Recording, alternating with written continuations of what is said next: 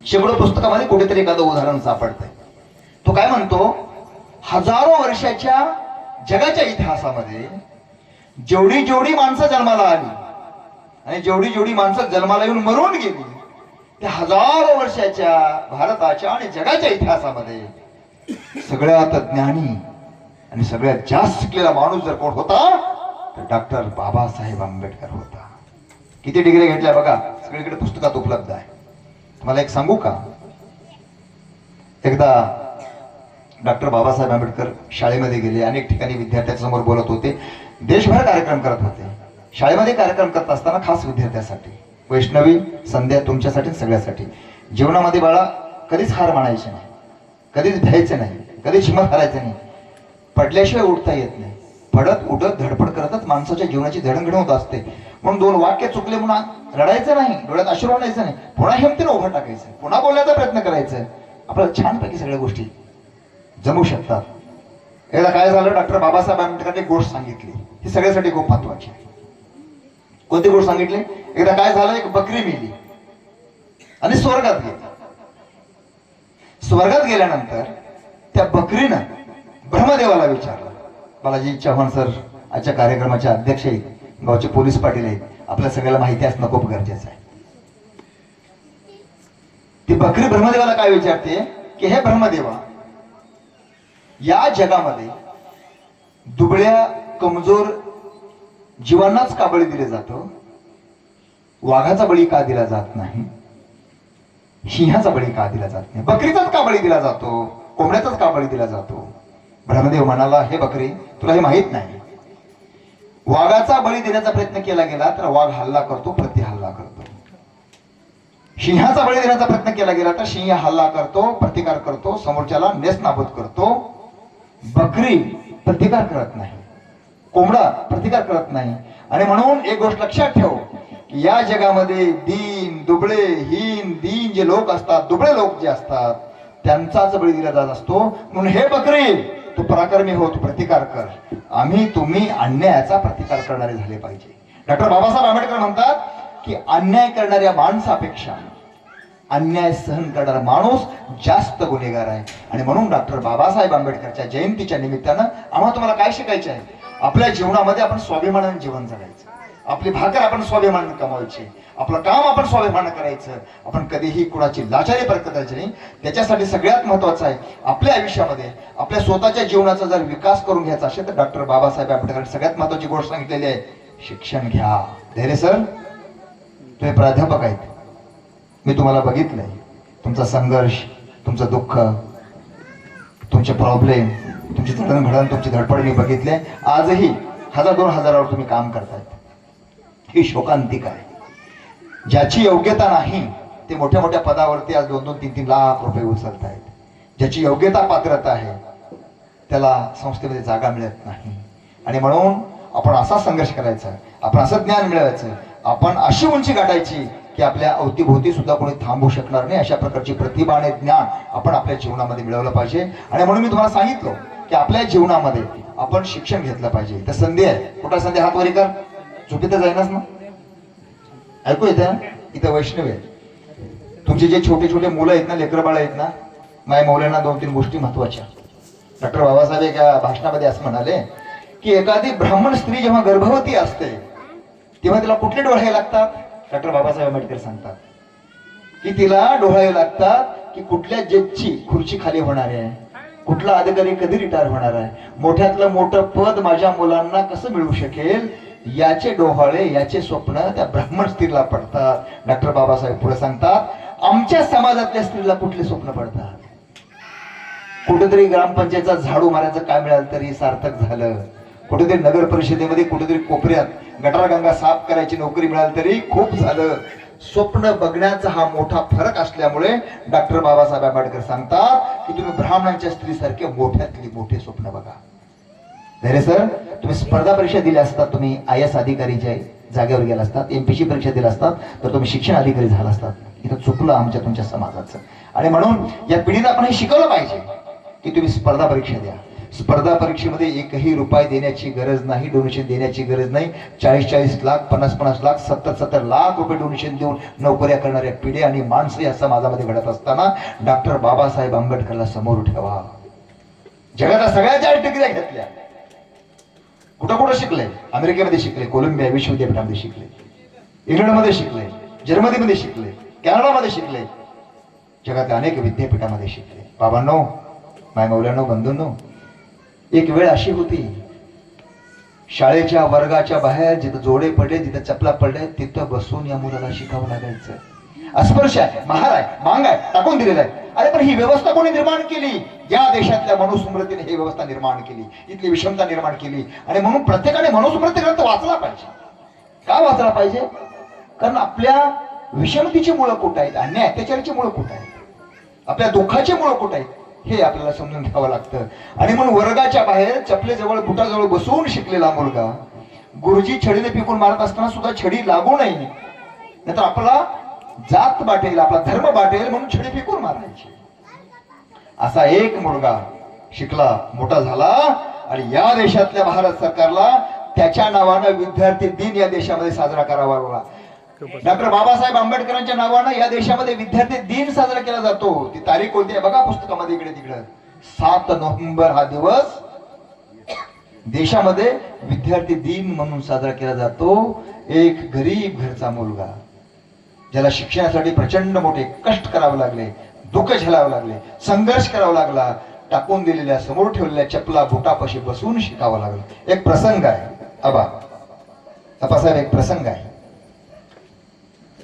वर्ग भरलेला आहे, गुरुजी प्रश्न करतात की अरे बाळांनो, अशी कोणती गोष्ट आहे जी माणसाला दिसते पण हात लावता येत नाही? एक मुलगा उभा टाकला, म्हणाला सर चंद्र दिसतो पण हात लावता येत नाही. एक मुलगी उभी टाकली, म्हणाली सर सूर्य दिसतो पण हात लावता येत नाही. दुसरा एक मुलगा उभा टाकला, म्हणाला सर ढग दिसतात पण हात लावता येत नाही. पाठीमागचा मुलगा उभा टाकला, म्हणाला सर झाडाची फांदी दिसते पण हात लावता येत नाही. सगळ्यात शेवटी कोपऱ्यात बसलेला भीमा डॉक्टर बाबासाहेब आंबेडकर बोटवरी करतो. गुरुजी उठवतात, बोल तुला काय म्हणायचंय? तो मुलगा उठतो आणि म्हणतो, सर या जगामध्ये एकमेव एक गोष्ट अशी आहे जी दिसते पण हात लावता येत नाही. माझ्या समोर ठेवलेला पाण्याचा माठ मला दिसतो परंतु मला हात लावता येत नाही, कारण इथल्या समाज व्यवस्थेने, इथल्या धर्माने, इथल्या परंपरेने आम्हाला शूद्र अस्पृश्य समजलं. त्या माठाला आम्हाला हात लावता येत नाही. त्या माठाजवळ जाऊन पाणी पिण्याचा प्रयत्न केला, हात लावण्याचा प्रयत्न केला, तर इथले सगळे लोक म्हणतात आमची जात बाटेल, आमचा धर्म बाटेल. हे बाटणं समजून घेणं अत्यंत गरजेचं आहे. अंतरात्म्यातून आलेलं डॉक्टर बाबासाहेब आंबेडकरचं उत्तर किती भीषण होतं, किती भयावह होतं. आणि या समाज व्यवस्थेची पाळंमुळं, विषमतेची पाळंमुळं किती खोल रुजली होती, हे डॉक्टर बाबासाहेब आंबेडकरच्या एका छोट्या उदाहरणातून आमच्या तुमच्या समोर येतं की हे जात किती भयानक होती. आणि म्हणून डॉक्टर बाबासाहेब आंबेडकरांनी आपलं संपूर्ण आयुष्य जातीच्या निर्मूलनासाठी लावलं, आपलं संपूर्ण आयुष्य स्त्रीच्या हक्क अधिकारासाठी लावलं, आपलं संपूर्ण आयुष्य या देशातल्या तळागाळातल्या माणसाच्या हक्क अधिकारासाठी जसं लावलं, तसं या देशातले ब्राह्मण असतील, क्षत्रिय असतील, वैश्य असतील, त्यांच्या हिताचे ही कायदे संविधानामध्ये केले. एवढंच नाही, महिलांसाठी तर प्रचंड मोठे अत्यंत महत्वाचे कायदे केले. नोकरीला सुट्टी दिली गेली पाहिजे, रजा दिल्या गेल्या पाहिजे, डिलिव्हरीच्या काळामध्ये, बाळंतपणाच्या काळामध्ये त्याला सुट्टी दिली गेली पाहिजे, त्याला पगार दिली गेली पाहिजे. हे सगळे कायदे केले. शेतकऱ्यांचे कायदे केले, शेतमजुरांचे कायदे केले, भूमिहीनांचे कायदे केले, वेठीबिगारांचे कायदे केले, अनुसूचित जाती जमातीच्या संदर्भातले कायदे केले. नाना प्रकारचे विकासाचे आणि प्रगतीचे कायदे घटनेच्या माध्यमातून डॉक्टर बाबासाहेब आंबेडकरांनी केले. आपल्या सगळ्यांना माहिती आहे, त्या घटना प्रसंगात मी जात नाही, तो इतिहास तुम्हाला सगळ्यांना माहिती आहे. पाणी प्यायला मिळत नव्हतं, तहान लागलेली होती, एका विहिरीवरती गेले, पोहरा सोडला, पोहरा बाहेर काढला, पाणी पित होता, कोणीतरी बघितलं, जाताबुक्याने मारलं, रक्तबंबाळ झाला, त्याला पाणी पिऊ दिले गेलं नाही. का? या प्रश्नाची उत्तर शोधा. जयंती म्हणजे त्या महापुरुषाच्या जीवनाचं चिंतन असतं. जयंती काय साजरी करायची? न्हाव्याकडे गेल्यानंतर न्हाव्याने कटिंग करायला नकार दिला, कापड दुकानात गेला तर कापड दुकानाला कपडे द्यायला नकार दिला. नाना प्रकारे आपल्या आयुष्यामध्ये जातीचे चटके त्यांनी सहन केले, अपमानाचे चटके त्यांनी सहन केले, नाही ते अवमान त्यांनी सहन केला. पण एकच मनामध्ये होतं की आपण असं कार्य करायचं की आपण या भारतातल्या सगळ्या मानवांचं कल्याण करायचं. हा संकल्प त्यांनी केला आणि या देशाला जगातली सगळ्यात सुंदर, मोठी आणि खूप चांगली अशी घटना दिली. त्या घटनेमध्ये काय आहे मी सांगितलं सुरुवातीला. या घटनेमध्ये आमच्या तुमच्या प्रत्येकाच्या जीवनाचं हित आहे. आणि म्हणून या देशामध्ये सगळ्यात महत्वाचं जर काय असेल आमच्या तुमच्या विकासासाठी, या देशाच्या सुरक्षेसाठी, शांततेसाठी आणि या देशाला खऱ्या अर्थानं पुढे घेऊन जाण्यासाठी, तर भारतीय राज्यघटना ही अत्यंत महत्वाची आहे. आणि म्हणून भारतीय राज्यघटनेची काही कलम आपण वाचली पाहिजेत. एक सांगू का माय मौलाना, जयंती साजरी करायचं म्हणजे काय करायचं, मला कोण उत्तर देईल? मी पुढच्या वेळी त्याला पुस्तक भेट देईल. कोणी उत्तर द्या. खरं तर संभाजी सर, जयंती हे पुस्तक वाटून साजरी करायला पाहिजे. फटाके वाजवा, शुभेच्छा तुम्हाला. डालबे लावा, शुभेच्छा तुम्हाला. रोषणाई करा, शुभेच्छा तुम्हाला. मोठा आवाज करा, शुभेच्छा तुम्हाला. पण सगळ्यात महत्वाचं काम आहे की महापुरुषांची जयंती साजरी करत असताना विशेषतः डॉक्टर बाबासाहेब आंबेडकरांची जयंती आपण साजरी करतोय. 135वी जयंती आपण साजरी करतोय. प्रत्येकाच्या घराघरात ते पुस्तक पोहोचलं पाहिजे, ते वाचलं गेलं पाहिजे. त्यांचं जीवन कार्य समजून घेतलं पाहिजे आणि त्यांच्या पावलावरती पाऊल टाकून आपण त्यांचे विचार आणि आपण त्याचे कार्य आपण पुढे घेऊन गेलो तर खऱ्या अर्थानं आपल्या समाजाचा, आपल्या जातीचा, आपल्या लोकांचा उद्धार होणार आहे. नाहीतर आमच्या तुमच्या पिढ्या नरकामध्येच खिचपत पडणार आहेत. हे डॉक्टर बाबासाहेब आंबेडकरांनी पुन्हा पुन्हा ओढून सांगितलेलं आहे. शिक्षण हे वाघिणीचं दूध आहे. जो कोणी हे दूध पिईल तो गुरगुल्याशिवाय राहणार नाही. तानाजी बिरादार सर वाघिणीचं दूध पिले म्हणून जिल्हा परिषद सदस्य झाले, शिकले, त्यांना कळलं काय केलं तर काय होतं. इथं आदरणीय स्वरूपबाई कांबळे धाडसानं पुढे आल्या, बसल्या. माणसांमान मिळाला पाहिजे, स्त्रीनं पुढे आलं पाहिजे, हा संदेश डॉक्टर बाबासाहेब आंबेडकरांनी दिला होता. त्यांनी आपल्या जीवनात पाळलेला आहे. पोलीस पाटील अध्यक्ष आहेत बालाजी चव्हाण पाटील साहेब. हे योगीजी स्वामी आहेत, रेणुका मेडिकल चालवतात आणि अनेक गोरगरिबाला वैद्यकीय सेवा देतात, पशु आणि प्राण्यांच्या संदर्भातली सेवा देतात. या ठिकाणी शिवाजी चव्हाण साहेब आहेत, त्यांच्या नावामध्ये शिवाजी शब्द आहे. आणि आल्याबरोबर संध्या नावाच्या मुलीने शिवाजी महाराजचा उल्लेख करून, डॉक्टर बाबासाहेब आंबेडकरचा उल्लेख करून आपल्या कार्यक्रमाला सुरुवात केला होता. किती सुंदर शब्द आहे हो शिवाजी शब्द. महाराष्ट्रामध्ये, देशामध्ये मूर्ख, मेंदू नसलेले नालायक लोक त्या शिवाजी शब्दावरून नको ते राजकारण करतायत. त्यांनी शिवाजी महाराजचं चरित्र वाचलं नाही, समजून घेतलं नाही. शिवाजी या 3 अक्षरामध्ये छत्रपती शिवाजी महाराजचा संपूर्ण इतिहास दडलेला आहे. हे आम्ही जागोजागी गावागावात सांगत असतो. शी म्हणजे शिका, वा म्हणजे वाचा आणि जी म्हणजे जिंका. शिवाजी शब्द तयार होतो. 3 शब्दात शिवाजी महाराजचा पूर्ण इतिहास येऊन जातो. शिकल्याशिवाय, वाचल्याशिवाय आम्हा तुम्हाला जिंकता येत नाही, मोठा होता येत नाही. हे शब्द आम्हा तुम्हाला शिकवतो. एवढा सुंदर शब्द आहे, त्या शब्दावरून राजकारण हे खूप चुकीचं आहे. डॉक्टर बाबासाहेब आंबेडकर जयंतीच्या निमित्तानं अशा मूर्ख लोकांचा जाहीर निषेध करतो. मित्रांनो, आपण स्वाभिमानानं जगलं पाहिजे, आपण माणूस म्हणून जगलं पाहिजे आणि एकमेकाला माणूस म्हणून आपण समजून घेतलं पाहिजे. शिका, संघटित व्हा आणि संघर्ष करा. हे 3 मूल्य डॉक्टर बाबासाहेब आंबेडकरने आम्हा तुम्हाला का दिली, कशासाठी दिली? एकदा वाचा, वाचा तर वाचा, नाहीतर आमच्या तुमच्या पिढ्या संपून जाणार. हे सुद्धा डॉक्टर बाबासाहेब आंबेडकरने आम्हाला तुम्हाला सांगितलं.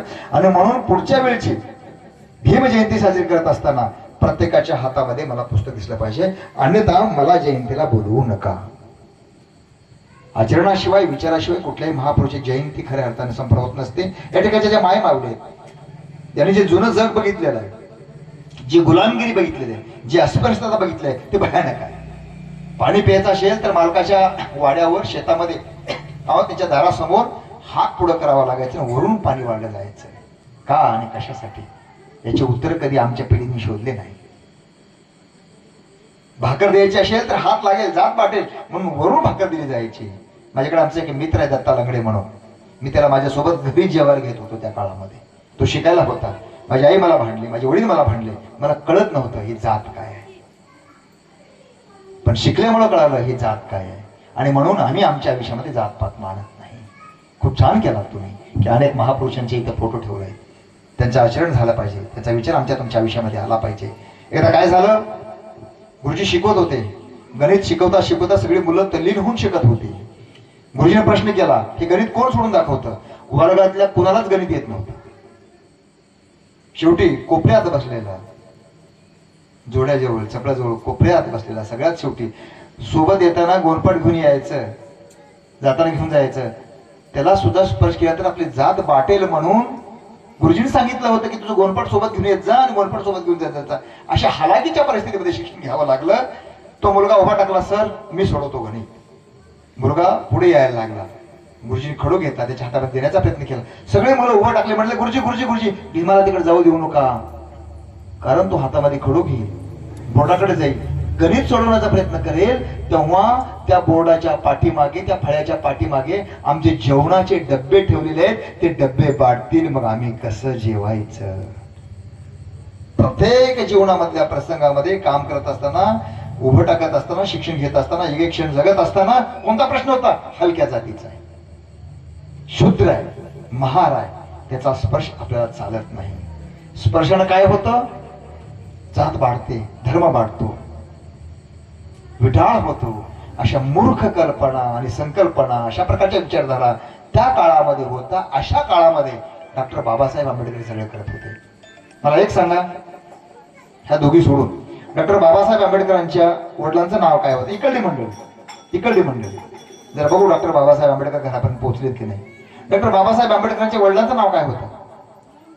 चला, शेतात काम करणारी, पळापळ करणारी मंडळी आहेत, शिक्षणातून दूर राहिली मंडळी आहेत, इकडली मंडळी. हे विद्यार्थी सोडून कोण माय माऊली सांगू शकेल मला? सरोताई सोडून, बरं सरोताईला माहिती आहे. आता खुर्चीत बसले म्हणजे सगळे इतिहास बघा माहिती असणारच की. हा, कोण सांगते? एवढ्या मधले कोण सांगते? शाबाश, रामजी सपकाळ. वा, टाळ्या वाजवा त्याच्याबद्दल. नाव काय तुझं? श्रावणी टोंपेनी उत्तर दिलेलं आहे. डॉक्टर बाबासाहेब आंबेडकरांच्या वडिलाचं नाव रामजी आंबेडकर. तुम्हाला हा प्रसंग माहिती असणं अत्यंत गरजेचं आहे. काय झालं? 5 वर्षाचे असताना डॉक्टर बाबासाहेब आंबेडकरांची आई वारली. वडील सगळं देखभाल करत होते, पालन पोषण करत होते. मुलगा शाळेत जायचा, घरी यायचा, संध्याकाळच्या वेळी वडील समोर बसायचे, जेवखो घालायचे, भाकर द्यायचे, डाळ द्यायचे, भात द्यायचे, पाठीवर हात फिरवायचे, डोक्यावर हात फिरवायचे, जेवण कर, भरपूर जेवण कर, शाळेत जातोस तू, खूप अभ्यास करतोस, हा, जेवणाची काळजी घे, तब्येतीची काळजी घे. दररोज असं व्हायचं. मुलगा शाळेत जायचा, घरी यायचा, शाळेत जायचा, घरी यायचं, घरी आले की वडील जीवखो घालायचे, पाठीवर हात फिरवायचे, डोक्यावर हात फिरवायचे. मुलाला प्रश्न पडला की माझे वडील मला दररोज संध्याकाळी जीवखो घालतात, डोक्यावर हात फिरवतात, पाठीवर हात फिरवतात, परंतु माझे बाबा माझ्यासोबत बसून जेवत का नाही? मुलाला प्रश्न पडला. मुलगा विचार करू लागला, चला आज आपल्या बापाला आपण विचारूया की बाबा तुम्ही माझ्यासोबत जेवत का नाही? शाळा सुटली, भीमा घरी आला, संध्याकाळची वेळ झाली, वडील जेवायला वाढायला लागले आणि भीमाने वडिलाला प्रश्न केला, बाबा तुम्ही दररोज मला जेव खाऊ घालता, तुम्ही माझ्यासोबत बसून जेवत का नाही? माय माऊल्यानो, बंधूंनो, भगिनींनो आणि पाठीमागच्या सगळ्या डॉक्टर बाबासाहेब आंबेडकर आणि छत्रपती शिवाजी महाराज प्रेम करणाऱ्या सगळ्या मंडळींनी ही गोष्ट लक्षात ठेवा. त्या बापाने जे उत्तर दिलं ना, ते प्रत्येक आई वडिलांचं उत्तर असलं पाहिजे. रामजी आंबेडकर म्हणाले की भीमा, माझी भूक भाकरीची नाही, पोटापाण्याची नाही, तू अजून अधिक मोठं व्हावं हे माझं स्वप्न आहे, ही माझी भूक आहे. तू मोठा झाला पाहिजे. काय वडिलाचं स्वप्न होतं बघा. जेवणापेक्षा, खाण्यापिण्यापेक्षा माझा मुलगा घडला पाहिजे, तो मोठा झाला पाहिजे. इथं असलेल्या किती आई वडिलांना असं वाटतंय की माझी मुलं शाळेत गेली पाहिजे, शिकली पाहिजे, त्यासाठी लागेल ते कष्ट मी घ्यायला तयार आहे आणि माझ्या मुलाने मोठी नोकरी केली पाहिजे, स्पर्धा परीक्षा दिली पाहिजे. बघा ना कितीतरी उदाहरणं आहेत. ऑटो रिक्षा चालवणाऱ्याची मुलगी आणि मुलगा, वेठबिगार काम करणारे, शेतमजूर काम करणारे, ऑटो चालवणारे, पानपट्टी चालवणारे, हॉटेल चालवणाऱ्याचे, शेतात मजुरी करणाऱ्यांचे, जे मुलं आहेत ते IAS अधिकारी होत आहेत, UPSCच्या परीक्षा देत आहेत आणि लाल दिव्याच्या गाडीमध्ये आज शासकीय प्रशासकीय कारभार ते करतायत. अशा सगळ्या स्थितीमध्ये त्याची जडणघडण होते. या सगळ्यांच्या पाठीमागची सगळ्यात मोठी प्रेरणा जर कोण असेल तर ते डॉक्टर बाबासाहेब आंबेडकरची प्रेरणा आहे. हे आम्ही तुम्ही कुठेतरी लक्षात घेतलं पाहिजे. आणि म्हणून इथल्या मायमौल्यांना विनंती आहे, इथल्या मायबापांना विनंती आहे की आपल्या मुलांना शाळेत पाठवा, जात नसेल तर समजावून सांगा, त्यांना जास्तीत जास्त शिक्षण देण्याचा प्रयत्न करा आणि जास्तीत जास्त आपल्या मुलांना पोटापाण्याला काय काय करता येऊ शकतं त्या दृष्टिकोनातून सुद्धा शिक्षण द्या. आपल्या मुली डॉक्टर झाल्या पाहिजेत, आपल्या मुली नर्स झाल्या पाहिजेत, आपल्या मुली पोलीसमध्ये गेल्या पाहिजेत, आपल्या मुली वेगवेगळ्या क्षेत्रामध्ये आपलं नावलौकिक केलं पाहिजे. तर आपल्या पिढीमध्ये समृद्धता येईल, आपल्या पिढीमध्ये खऱ्या अर्थानं काहीतरी चांगले दिवस येतील. मी सांगत होतो या ठिकाणी शिवाजी चव्हाण मामाच्या संदर्भामध्ये सांगत होतो. इथं माननीय अरविंदजी भालकी सर आहेत, इथं आपासोबत ते काम करतात, तेही आजच्या ठिकाणी या ठिकाणी उपस्थित. सचिन सुरवंशी या ठिकाणी आहे. ही सगळी मंडळी कशासाठी आले की तुमच्यासोबत आम्हीही डॉक्टर बाबासाहेब आंबेडकरांची जयंती या ठिकाणी साजरी करावी. आणि म्हणून पहिला संकल्प या जयंतीच्या निमित्तानं की आता इथून घरी गेल्यानंतर उद्यापासून जे काही आपल्याकडे डॉक्टर बाबासाहेब आंबेडकरचं पुस्तक उपलब्ध असेल ते वाचलं पाहिजे. वाचलं पाहिजे ना? तो वाचलेस ना? तू वाचलीस? वैष्णवी तू वाचलेस? छान. बाकीच्या किती लोकांनी आज पुस्तक वाचलेले? इकडली मंडळी? श्रावणी नाही वाचलंस? जगामध्ये सर्वात जास्त वाचन करणाऱ्या माणसामध्ये डॉक्टर बाबासाहेब आंबेडकरांचं नाव घेत आहे. आपण जर आपली भीमजयंती वाचून साजरी नाही करायची, बाकी या सगळ्या गोष्टीपेक्षा वाचन जास्त महत्वाचं आहे. वाचन आम्हा तुम्हाला वाचवतं, पुढे घेऊन जातं, आमची तुमची प्रगती होते, हे कुठेतरी लक्षात घेतलं पाहिजे. म्हणून पहिली गोष्ट वाचन केलं पाहिजे. जाऊ द्या, आता उद्यापासून करा, परवापासून करा, ठीक आहे, पण आपल्या मुलाबाळांना शाळा शिकवली पाहिजे. जेवढे काही कष्ट घेता येतील तेवढे कष्ट आपण घेतले पाहिजेत आणि त्याला शिकवलं पाहिजे. ही दुसरी गोष्ट. आणि जे वरची मंडळी आहे ना, यांना एक विनंती आहे, जात पात देव धर्म गट तट हे सगळ्याच्या पलीकडे जाऊ. आपल्या भारतामधले जे जे महापुरुष आहेत, जे जे महात्मे आहेत, हे महात्मे जातीपातीचे गटातटाचे कधीच नव्हते. तुम्ही त्याचा इतिहास काढून बघा, त्याची पुस्तकं वाचून बघा, त्याचं जीवनचरित्र काढून बघा, त्यांचं केलेलं कार्य बघा. कुठलीही माणसं जातीपातीच्या चौकटीमध्ये अडकलेली नाहीत. ही सगळी माणसं या देशाच्या होती, या समाजाची होती, आमची तुमची होती आणि आमच्या तुमच्या विकासाचं स्वप्न, प्रगतीचं स्वप्न त्यांनी पाहिलेलं होतं. जे कोणी असं सांगत असतील जातीपातीचं गटातटाचं, तर ते माणसं आमची तुमची दिशाभूल करतात. हे समजून घेणं अत्यंत गरजेचं आहे. शिवाजी महाराज, बालाजीराव. आणि म्हणून खूप आनंदाचा क्षण आहे आणि अत्यंत अभिमानाचा क्षण आहे की या गावातल्या सगळ्या जाती धर्माच्या लोकांना सोबत घेऊन या ठिकाणची जयंती या ठिकाणी साजरी होत आहे. याचा अभिमान आम्हाला या ठिकाणी वाटतो आहे. माननीय अंकुशजी ढेरे साहेब या ठिकाणी आलेले आहेत. माननीय नमानंदजी काळे या ठिकाणी आले, त्यांचं हार्दिक स्वागत आहे. कृपया आपण मंचावरती या ठिकाणी स्थानापन्न व्हावं.